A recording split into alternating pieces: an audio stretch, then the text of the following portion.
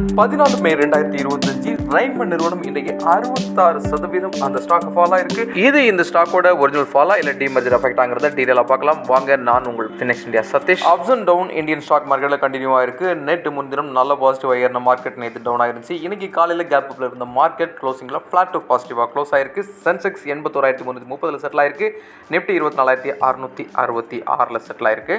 இன்னைக்கு நம்ம மார்க்கெட்டை பொறுத்தவரை ஸ்டீல் பேங்கிங் ஸ்டாக் நல்ல பாசிட்டிவ் இருந்துச்சு. டாடா ஸ்டீல், ஸ்ரீராம் ஃபைனான்ஸ், பெல் எல்லாம் 2-3% வரைக்கும் பாசிட்டிவ்ல இருந்தாங்க. Asian paint, Cipla, Tata motors, கோடாக்லாம் 1-1.25% வரைக்கும் இன்னைக்கு டவுன்லயும் க்ளோஸ் ஆயிருக்காங்க. இன்னைக்கு நம்ம மார்க்கெட்ல ரைமண்ட் ஸ்டாக் அரௌண்ட் 66% டவுன் ஆகி க்ளோஸ் ஆயிருக்கு.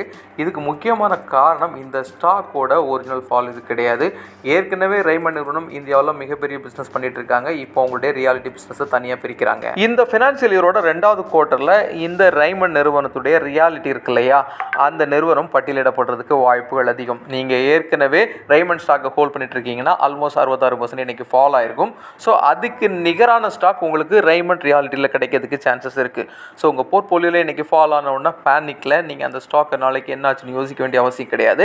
கொஞ்சம் வெயிட் பண்ணீங்கன்னா ரைமண்ட் நிறுவனத்தினுடைய ரெஜிஸ்டர் இருக்காங்களே அவங்க கிட்ட இருந்து உங்களுக்கு தகவல் வரும். அதோடு சேர்த்து உங்க டிபியில் அதுக்கு நிகரான ரைமண்டுடைய ரியாலிட்டி ஸ்டாக் வர வைக்கப்பட வாய்ப்புகள் இருக்கு. டாலருக்கு தான் நம்ம இந்தியன் கரன்சி 85 ரூபா 32 செட்டில் ஆயிருக்கு. கொஞ்சம் பாசிட்டிவ் சைடில் இருந்த மாதிரி தான் இருக்கு. இது இன்னும் மேற்கொண்டு பாசிட்டிவ் வச்சுன்னா மார்க்கெட் நல்லா பூஸ்டாக இருக்கும்.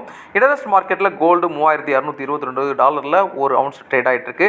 நம்ம இந்தியன் கரன்சியில் பார்த்தீங்கன்னா 22 கேரட் தங்கம் 1 கிராம் 8,805 ரூபாய்க்கும் 24 கேரட் 9,606 ரூபாய்க்கும் ட்ரேட் ஆகிட்டு இருக்கு. இன்னைக்கு நம்ம மார்க்கெட் அப்டேட்டை பார்க்கும்போது ஸ்பெசிஃபிக்காக இந்த ரைமண்ட் இருக்கு இல்லையா, இதனுடைய டிமர்ஜர் வைஸ் பார்க்கும்போது ஒரு பிளைண்டாக ஒரு இன்வெஸ்டர் பார்க்கும்போது இந்த ஸ்டாக்கோட ஒரிஜினல் ப்ரைஸ் டவுன் ஆயிருக்குன்னு நினைப்பாங்க.